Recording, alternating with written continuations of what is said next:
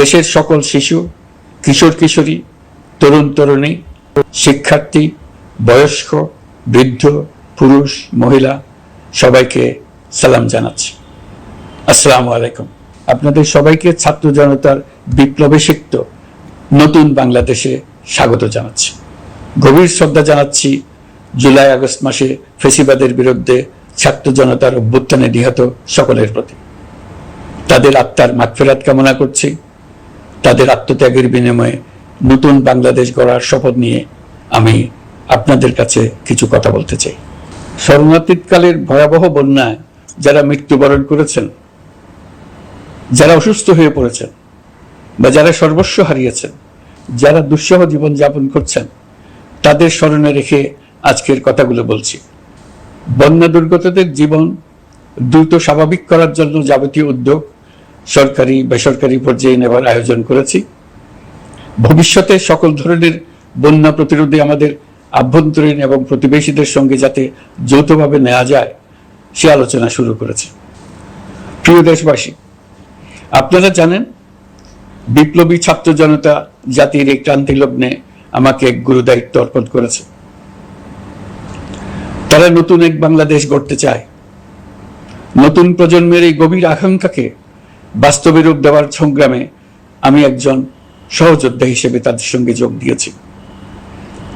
দেশের সকল বয়সের, সকল পেশার, সকল মতের, সকল ধর্মের সবাইকে বিনা দ্বিধায় এই সংগ্রামে যোগ দেওয়ার আহ্বান জানাচ্ছি। প্রিয় দেশবাসী, লক্ষ লক্ষ শহীদের রক্তের বিনিময়ে এবং লক্ষ লক্ষ মা বোনের আত্মদানের বিনিময়ে যে বাংলাদেশ আমরা পেয়েছিলাম তা ফ্যাসিবাদ এবং স্বৈরাচারের হাতে ধ্বংস হয়ে গেছে। আপনারা দেখেছেন আমাদের প্রতিটি প্রতিষ্ঠানকে তারা কিভাবে শেষ করেছে। দেশের রন্ধ্রে রন্ধ্রে ঢুকে গেছে দুর্নীতি। এমন এক দেশে আমাদের দেশ রূপান্তরিত হয়েছে যেখানে স্বৈরাচারের পিয়নও দুর্নীতির মাধ্যমে 400 কোটি টাকার সম্পদ করার মতো অকল্পনীয় কাজ করে গেছে নির্বিবাদে। শিক্ষা খাতকে পঙ্গু করে দিয়েছে। ব্যাংকিং ও শেয়ার বাজার খাতে লুটপাট, প্রকল্প ব্যয়ে বিশ্ব রেকর্ড, অবাধ সম্পদ পাচার, আইন শৃঙ্খলা রক্ষাকারী সংস্থাকে নিজ দলের পুতুলে রূপান্তর, বাক স্বাধীনতা হরণ, মানবাধিকার হরণ, এসবই হিমশৈলের অগ্রভাগ মাত্র। ক্ষমতা কুক্ষিগত করতে ফ্যাসিবাদী সরকার খর্ব করেছে জনগণের সাংবিধানিক ক্ষমতা ও অধিকার। দুঃশাসন, দুর্নীতি, অন্যায়, অবিচার, নিপীড়ন, বিচারের নামে প্রহসনের মাধ্যমে জনসুরক্ষা বিপন্ন করেছে। জনগণকে নির্যাতন, বঞ্চনা ও বৈষম্যের মুখোমুখি দাঁড় করিয়ে দিয়েছে। নতুন প্রজন্মের মানুষ সহ কোটি কোটি মানুষের ভোটাধিকারকে বছরের পর বছর হরণ করেছে। মানুষের এগিয়ে যাওয়ার পথে সকল ধরনের প্রতিবন্ধকতা তৈরি করে স্বৈরাচার তার নিজের, পরিবারের ও দলের কিছু মানুষের হাতে দেশের মালিকানা তুলে দিয়েছে। প্রিয় দেশবাসী, কিন্তু এই দ্বার প্রান্তে দাঁড়িয়েই আমাদের গড়তে হবে স্বপ্নের বাংলাদেশ। বৈষম্যহীন, শোষণহীন, কল্যাণময় এবং মুক্ত বাতাসের রাষ্ট্রের যে স্বপ্ন নিয়ে ছাত্র জনতা আন্দোলনে ঝাঁপিয়ে পড়েছিল, আমি তাদের সেই স্বপ্ন পূরণে অঙ্গীকারবদ্ধ।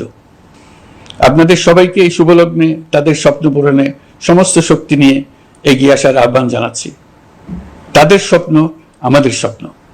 জাতীয় জীবনে তরুণরা একটা মহা সুযোগ সৃষ্টি করে দিয়েছে। আমরা সবাইকে সুযোগ ব্যবহার করার কাজে এগিয়ে আসতে আহ্বান জানাচ্ছি। গণরোষের মুখে ফ্যাসিবাদী সরকার প্রধান দেশ ত্যাগ করার পর আমরা এমন একটি দেশ গড়তে চাই যেখানে প্রতিটি নাগরিকের মানবাধিকার থাকবে পুরোপুরি সুরক্ষিত।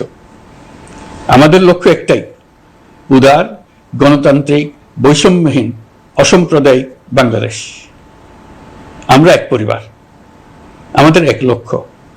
কোনো ভেদাভেদ যেন আমাদের স্বপ্নকে ব্যাহত করতে না পারে, সেজন্য আমরা প্রতিজ্ঞাবদ্ধ। বর্তমান সরকারের দায়িত্ব গ্রহণের মাত্র 2 সপ্তাহ শেষ হলো। কর্মযাত্রার প্রথম পর্যায়ে রাষ্ট্র সংস্কারের কাজে আপনাদের কাছ থেকে যে সমর্থন পাচ্ছি সেজন্য আন্তরিক ধন্যবাদ। আমরা অনুধাবন করছি যে আমাদের কাছে আপনাদের প্রত্যাশা অনেক। এই প্রত্যাশা পূরণে আমরা বদ্ধপরিকর। যদিও দীর্ঘদিনের গণতন্ত্রহীনতা, 15 বছরের ফ্যাসিবাদী শাসন ব্যবস্থা প্রায় প্রতিটি ক্ষেত্রেই আমাদের জন্য পর্বতসম চ্যালেঞ্জ রেখে গিয়েছে, কিন্তু এই চ্যালেঞ্জ গ্রহণে আমরা প্রস্তুত। আজ আমি সরকারের পক্ষ থেকে আপনাদের দোয়া ও সহযোগিতা কামনা করতে আপনাদের সামনে এসেছি। শুধু আমি বলবো, আপনাদের একটু ধৈর্য ধরতে হবে। এখনই সব দাবি পূরণ করার জন্য জোর করা, প্রতিষ্ঠানে ঢুকে ব্যক্তিবিশেষকে হুমকির মধ্যে ফেলা, মামলা গ্রহণের জন্য চাপ সৃষ্টি করা, বিচারের জন্য গ্রেফতারকৃত ব্যক্তিকে আদালতে হামলা করে আগেই এক ধরনের বিচার করে ফেলার যে প্রবণতা, তা থেকে বের হতে হবে। ছাত্র জনতার বিপ্লবের গৌরব ও সম্ভাবনা এসব কাজে ম্লান হয়ে যাবে। নতুন বাংলাদেশ গড়ার প্রচেষ্টা হতে ব্যাহত হবে। রাতারাতি এই পরিস্থিতি থেকে উত্তরণ কঠিন। নড়বড়ে এক কাঠামো, আমি বরং বলবো জনস্বার্থের বিপরীতমুখী এক কাঠামোর উপর দাঁড়িয়ে আমাদেরকে দেশ পুনর্গঠনের কাজে হাত দিতে হয়েছে। আমরা এখান থেকেই বাংলাদেশকে এমনভাবে করতে চাই যেন এদেশে জনগণই সত্যিকার অর্থে সকল ক্ষমতার উৎস হয়, বিশ্ব দরবারে একটি মানবিক ও কল্যাণকর রাষ্ট্র হিসেবে সমাদৃত হয়। তরুণ প্রজন্ম, শিক্ষার্থী ও জনতার আত্মত্যাগের প্রতি সম্মান জানাতে রাষ্ট্র সংস্কারের কাজে সফল আমাদের হতেই হবে, এর আর কোনো বিকল্প নেই। প্রিয় দেশবাসী, আপনারা ইতিমধ্যে জেনেছেন জুলাই আগস্ট মাসে গণ অভ্যুত্থানে বল প্রয়োগ ও হতাহতের যে দুঃসহ ঘটনা ঘটানো হয়েছে তার স্বচ্ছ তদন্ত করতে জাতিসংঘের মানবাধিকার কমিশনের প্রধানকে বাংলাদেশে এসে তাদের তদন্ত শুরু করতে আমরা আমন্ত্রণ জানিয়েছি। তদন্তের এই প্রক্রিয়া এই সপ্তাহে শুরু হবে। তাদের প্রথম দল ইতিমধ্যে এসে গেছে। আমরা ইতিমধ্যে ছাত্র জনতার বিপ্লবকে নস্যাৎ করতে যে শত শত মিথ্যা ও হয়রানিমূলক মামলা দায়ের করা হয়েছিল তার অধিকাংশ প্রত্যাহার করেছি এবং আটক ছাত্র জনতার মুক্তি লাভের ব্যবস্থা করেছে। পর্যায়ক্রমে মিথ্যা ও গায়েবী সকল মামলার ক্ষেত্রে অনুরূপ ব্যবস্থা গ্রহণ করে মানুষকে দুঃসহ ভোগান্তি থেকে মুক্ত করা হবে। ন্যায় বিচার নিশ্চিত করতে গণ অভ্যুত্থানের সকল শহীদ পরিবারকে পুনর্বাসন করবে। সকল আহত শিক্ষার্থী ও জনতার চিকিৎসার সম্পূর্ণ ব্যয় সরকার বহন করবে। সেই লক্ষ্যে স্বাস্থ্য মন্ত্রণালয়ের নেতৃত্বে উপদেষ্টা পরিষদে বৈষম্য বিরোধী ছাত্র আন্দোলনের প্রতিনিধিত্বকারী 2 জন উপদেষ্টার সহায়তায় একটা পূর্ণাঙ্গ তালিকা প্রস্তুত করা হচ্ছে। এই কার্যক্রমের জন্য এবং গণ অভ্যুত্থানের শহীদদের স্মৃতি ধরে রাখতে সরকার অতি দ্রুত জুলাই গণহত্যা স্মৃতি ফাউন্ডেশন নামে একটি ফাউন্ডেশন প্রতিষ্ঠা করার প্রক্রিয়া শেষ পর্যায়ে এনেছে। আপনাদের সবার এবং বিদেশে অবস্থানরত ভাই বোনদের অনুদান এই প্রতিষ্ঠানে পাঠানোর জন্য অনুরোধ করছি। আমি ব্যক্তিগতভাবে এই প্রতিষ্ঠানের চেয়ারম্যানের পদ গ্রহণ করেছি। প্রিয় দেশবাসী, আপনারা লক্ষ্য করেছেন দায়িত্ব গ্রহণ করেই আমাদেরকে আইন শৃঙ্খলা অঙ্গনে অস্থির পরিস্থিতি সামাল দিতে হয়েছে। আপনাদের সহযোগিতা ও সমর্থনে দেশপ্রেমিক সকল আইন শৃঙ্খলা রক্ষাকারী বাহিনী কাজে যোগ দিয়েছে।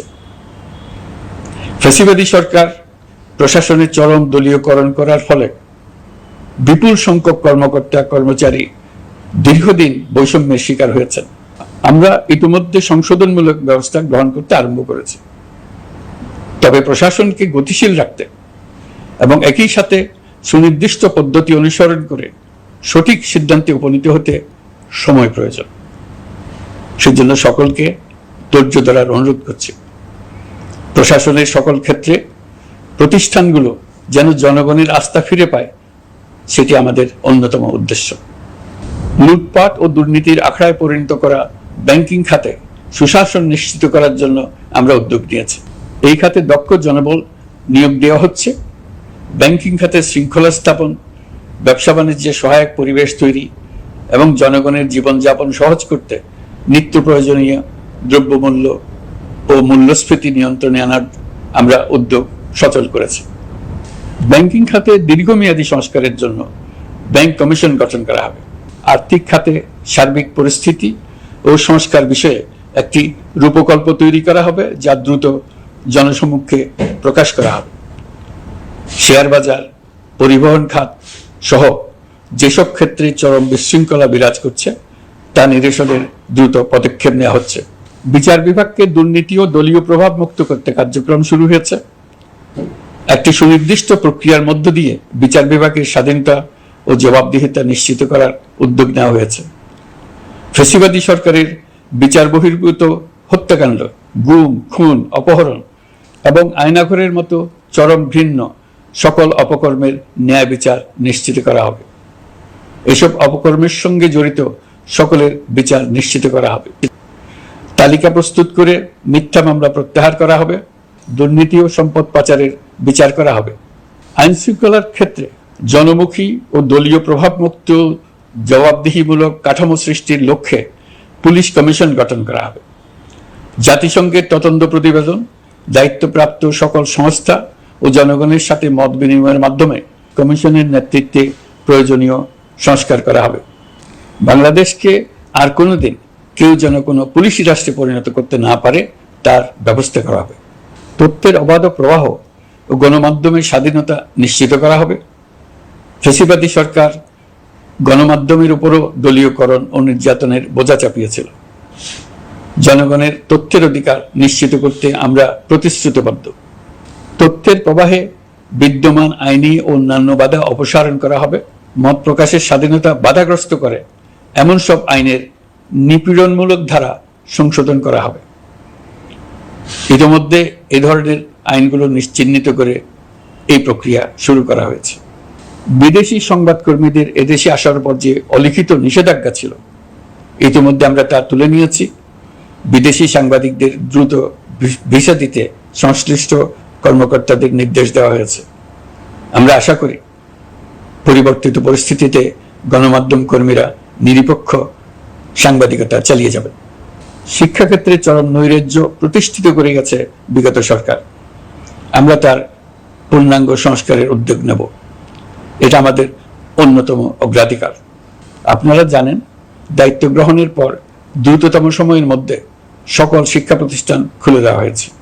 শিক্ষার্থীদের জন্য সৃজনশীল, নিরাপদ ও ভীতিমুক্ত পরিবেশ নিশ্চিত করা আমাদের অঙ্গীকার। একই সাথে পাঠ্যক্রমকে যুগোপযোগী করার কাজও দ্রুত শুরু করা হবে। গণতন্ত্রকে সুসংহত করতে স্থানীয় সরকার প্রতিষ্ঠানগুলোকে শক্তিশালী করা হবে এবং ক্ষমতার বিকেন্দ্রীকরণ নিশ্চিত করা হবে। ছাত্র জনতার গণঅভ্যুত্থানকে সফল পরিণতি দিতে প্রশাসন, বিচার বিভাগ, নির্বাচন কমিশন ও নির্বাচনী ব্যবস্থা, আইন শৃঙ্খলা খাত এবং তথ্য প্রবাহে প্রয়োজনীয় সংস্কার সম্পূর্ণ করে অবাধ ও সুষ্ঠু অংশগ্রহণমূলক নির্বাচন আয়োজন করা হবে। এর লক্ষ্য হবে দুর্নীতি, লুটপাট, গণহত্যার বিরুদ্ধে একটি জবাবদিহিতামূলক রাজনৈতিক বন্দোবস্তের সূচনা। বর্তমান সরকার দুর্নীতির বিরুদ্ধে স্পষ্ট অবস্থান গ্রহণ করেছে। আমাদের সকল উপদেষ্টা দ্রুততম সময়ের মধ্যে তাদের সম্পদের বিবরণ প্রকাশ করবেন। পর্যায়ক্রমে এটা সকল সরকারি কর্মকর্তাদের ক্ষেত্রেও নিয়মিত এবং বাধ্যতামূলক করা হবে। রাষ্ট্রীয় পর্যায়ে দুর্নীতির বিরুদ্ধে ব্যবস্থা গ্রহণে সংবিধানের ৭৭ অনুচ্ছেদে প্রতিশ্রুত ন্যায়পাল নিয়োগে অধ্যাদেশ প্রণয়ন করা হবে। এবার কৃষি খাতের কথা একটু বলে। কৃষি নির্ভর বাংলাদেশে কৃষকের স্বার্থ যেন সুরক্ষিত থাকে, কৃষক যেন তার উৎপাদিত পণ্যের ন্যায্য মূল্য পায়, তা নিশ্চিত করা হবে। প্রবাসী শ্রমিকরা যেভাবে বৈষম্য বিরোধী ছাত্র জনতার আন্দোলনকে সমর্থন দিয়েছে, মুক্তিকামী জনগণ তা কৃতজ্ঞ চিত্তে স্মরণ করে। তাদের প্রতি সকল পর্যায়ে সম্মানজনক আচরণ নিশ্চিত করা হবে। বাংলাদেশের স্বাস্থ্য খাত অন্যতম দুর্নীতিগ্রস্ত খাত। জনগণের জন্য পর্যাপ্ত স্বাস্থ্যসেবা নিশ্চিত করার লক্ষ্যে স্বাস্থ্য খাতে প্রয়োজনীয় সংস্কার করা হবে। এই খাতে সংশ্লিষ্ট সকলকে জবাবদিহিতার আওতায় আনা হবে। হাসপাতালগুলোকে আধুনিকায়নের উদ্যোগ নেওয়া হবে এবং সেখানে সরকারি ডাক্তার সহ বিশেষজ্ঞদের নিয়মিত উপস্থিতি নিশ্চিত করা হবে।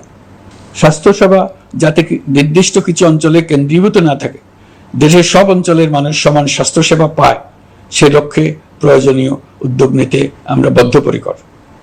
বর্তমান প্রজন্ম অনেক বেশি সচেতন। বিশ্বের বিভিন্ন প্রান্তে ঘটে যাওয়া পরিবর্তন বিষয়ে তারা ওয়াকিবহাল শুধু নয়, তারা নেতৃত্ব দিচ্ছে। তারা যে উন্নয়নের স্বপ্ন দেখে তা টেকসই এবং পরিবেশ বান্ধব, প্রকৃতি ধ্বংসকারী উন্নয়ন নয়। শুধু জিডিপি একটি দেশের উন্নয়নের মাপকাঠি হতে পারে না। নদী নালা খাল বিল তা নয়। জ্বালানির বিরুদ্ধে পরিবেশবাদীদের সাথে আমাদের সরকারের অবস্থান সামঞ্জস্যপূর্ণ।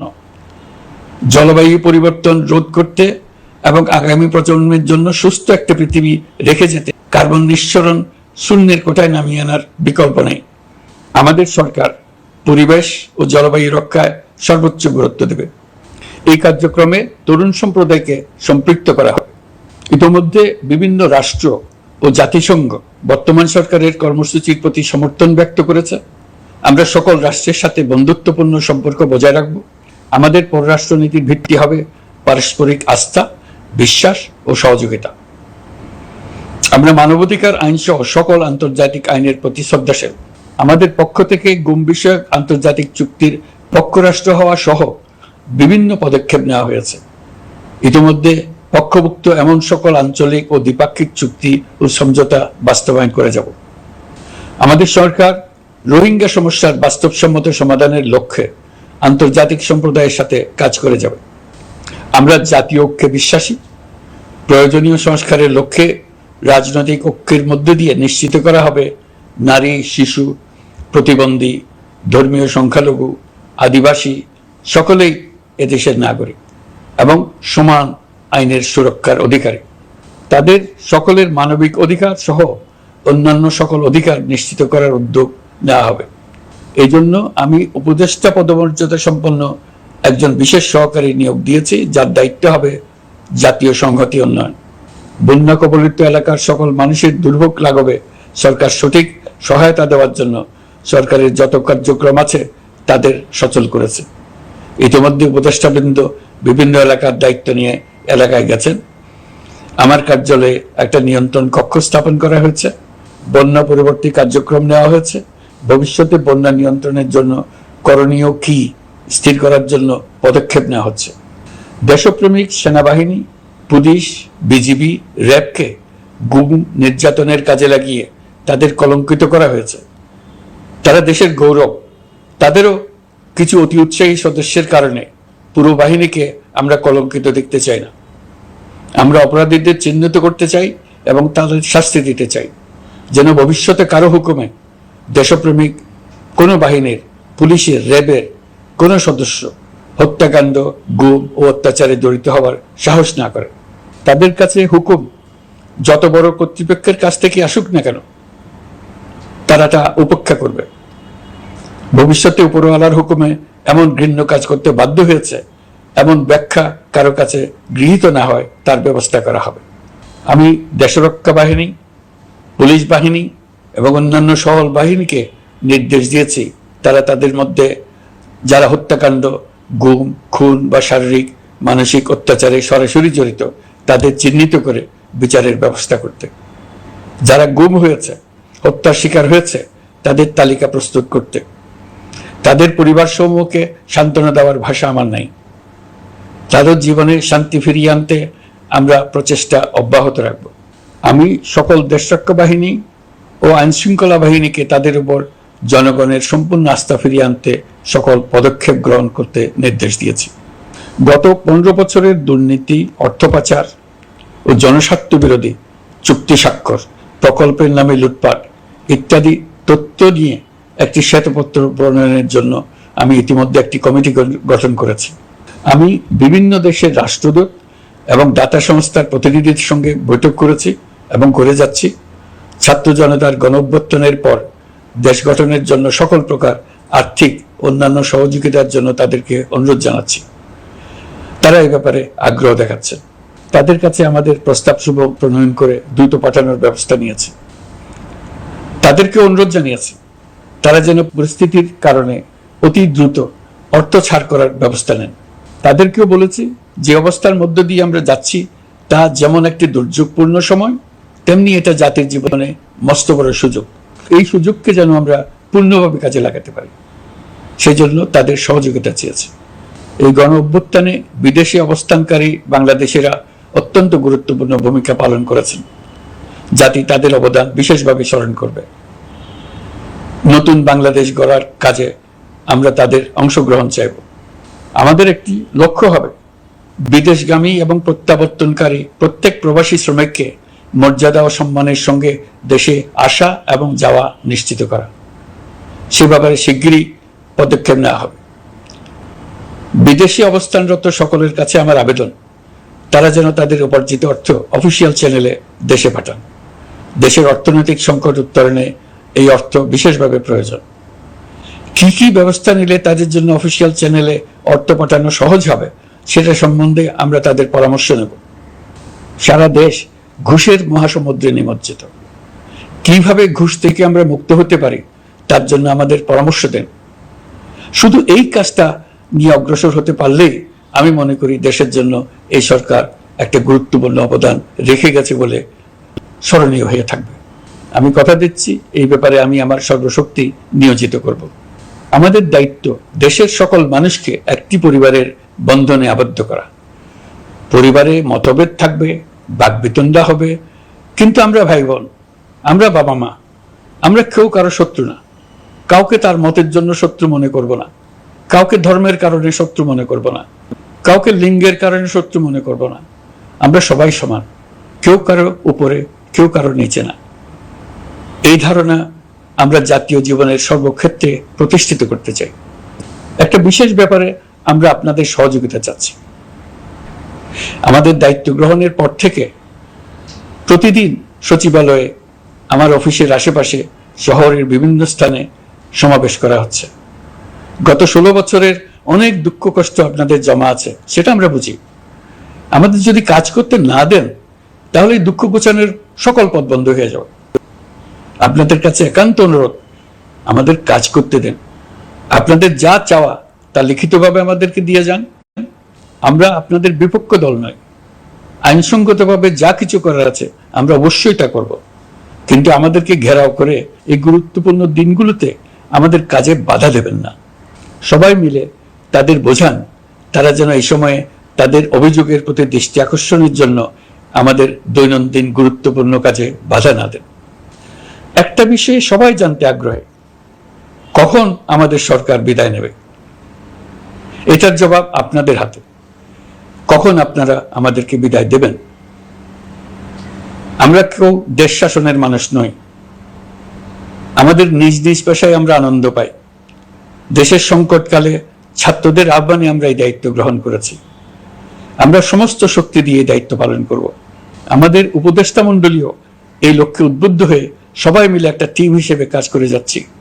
কখন নির্বাচন হবে সেটা সম্পূর্ণ রাজনৈতিক সিদ্ধান্ত, আমাদের সিদ্ধান্ত নয়। দেশবাসীকে ঠিক করতে হবে আপনারা কখন আমাদেরকে ছেড়ে দেবেন। আমরা ছাত্রদের আহ্বানে এসেছি, তারা আমাদের প্রাথমিক নিয়োগকর্তা। দেশের আপামর জনসাধারণ আমাদের নিয়োগ সমর্থন করেছে। আমরা ক্রমাগতভাবে সবাইকে বিষয়টি স্মরণ করিয়ে যাব, যাতে হঠাৎ করে এই প্রশ্ন উত্থাপিত না হয় আমরা কখন যাব। তারা যখনই বলবে আমরা চলে যাব। আমরা সংস্কারের অংশ হিসেবে নির্বাচন কমিশনকেও সংস্কার করব। কমিশনকে যে কোনো সময় আদর্শ নির্বাচনের জন্য প্রস্তুত রাখব। আমরা বিভিন্ন সংস্কারের কাজ শুরু করেছি। দেশবাসীকে অনুরোধ করব একটা আলোচনা শুরু করতে। আমরা সর্বনিম্ন কি কি কাজ সম্পূর্ণ করে যাব, কি কি কাজ মোটামুটি করে গেলে হবে। এই আলোচনার মাধ্যমে আমরা একটা দিক নির্দেশনা পেতে পারি। তবে চূড়ান্ত সিদ্ধান্ত রাজনৈতিক সিদ্ধান্ত, সেটা রাজনৈতিক আলোচনা থেকেই আসবে। এই দিক নির্দেশনা না পেলে আমরা দাতা সরকার এবং আন্তর্জাতিক অর্থনৈতিক প্রতিষ্ঠানসমূহের সঙ্গে আলোচনায় দৃঢ়তার সঙ্গে অগ্রসর হতে পারছি না। আমি নিশ্চয়তা দিচ্ছি, আমরা আমাদের পক্ষ থেকে মেয়াদ বৃদ্ধির কোনো প্রশ্ন তুলব না। আমরা আপনাদের সকলের দোয়া চাই। যে কদিন আছি সেই সময়টুকু উপদেষ্টা মণ্ডলীর প্রত্যেকে নিজ নিজ সাধ্যমতো দেশের এই সংকটকালে সংকট উত্তরণে যেন নিজ নিজ মেধা সাধ্যমতো কাজে লাগাতে পারে। নতুন বাংলাদেশ গড়ার যে সুযোগ ছাত্র জনতার রক্তের বিনিময়ে আমরা অর্জন করলাম, আমরা আমাদের মতানৈক্যের কারণে সেটা যেন হাতছাড়া করে না ফেলে, এটা আমরা নিশ্চিত করতে চাই। এই সুযোগ এবার হারিয়ে ফেললে আমরা জাতি হিসেবে পরাজিত হয়ে যাব। শহীদ, আহত এবং জীবিত ছাত্র জনতার কাছে আমরা প্রতিজ্ঞাবদ্ধ থাকতে চাই, আমরা এই অর্জনকে কিছুতেই হারিয়ে যেতে দেব না। যে সুযোগ তারা আমাদেরকে দিয়েছে তার মাধ্যমে আমাদের দেশকে পৃথিবীর একটি শ্রদ্ধেয়, সকল দিকে দৃষ্টান্ত স্থাপনকারী দেশে পরিণত করতে আমরা শপথ নিয়েছি। সবশেষে আবারও আমাদের দেশের সকল মানুষ, শিশু, কিশোর কিশোরী, তরুণ তরুণী, বয়স্ক, বৃদ্ধ, নারী, পুরুষ সবার কাছে দোয়া চাইছি যেন আমরা আমাদের সকলের স্বপ্ন বাস্তবায়নে সফল হই। আল্লাহ আমাদের সহায় হন, আমাদের সবার মঙ্গল করুন।